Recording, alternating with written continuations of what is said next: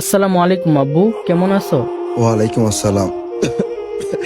এই তো আলহামদুলিল্লাহ আছি বাবা, তুই কেমন আছিস? আলহামদুলিল্লাহ আব্বু, অনেক ভালো আছি। তো হঠাৎ বাবার কাছে আসলি, কিছু বলবি নাকি রে? হ্যাঁ আব্বু, একটা কথা বলতে চাইছিলাম। কি কথা বল বাবা। টাকা দরকার? টাকা লাগলে আমার পাঞ্জাবি আছে, ওইখানে পাঞ্জাবের পকেট থেকে নিয়ে নে তোর যা লাগে। না আব্বু, আমার টাকা লাগবে না। টাকা লাগবে না? তাহলে কি কোনো সমস্যা? কি হয়েছে বল বাবারে।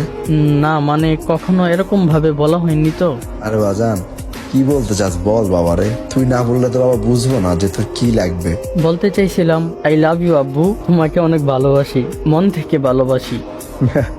আরে পাগল, আমি তো জানি যে তুই আমার অনেক ভালোবাসিস, আমি তো তোর অনেক ভালোবাসি রে বাবা। আচ্ছা আব্বু, আরেকটা কথা ছিল। বল তুই কি বলতে চাস।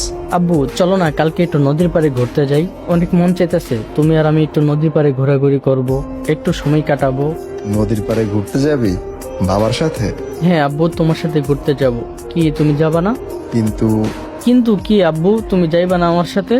কিন্তু বাবা তো আরো 17 বছর আগে তোদেরকে ফেলে আল্লাহর ডাকে সাড়া দিয়ে না ফেরার দেশে চলে এসেছি রে বাবা। হ্যাঁ, তার মানে আমি এতক্ষণ স্বপ্ন দেখতেছিলাম। আব্বু, আব্বু, কোথায় চলে গেল আব্বু?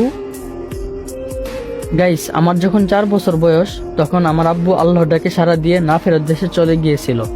ছোট থেকে বড় হইলাম, জীবনে কাউকে বাবা ডাকতে পারি নাই, কিন্তু উনি মাঝে মধ্যে স্বপ্নে এসে বাবা ডাক শুনে আবার চলে যাই। তো গাইস, সবাই আমার বাবার জন্য দোয়া করবেন, আমিও সবার বাবা মার জন্য দোয়া করি। আর যাদের বাবা মা বেঁচে আছে, দোয়া করি আল্লাহ তাআলা যেন তাদের সবাইকে নেক হায়াত দান করেন। আমিন।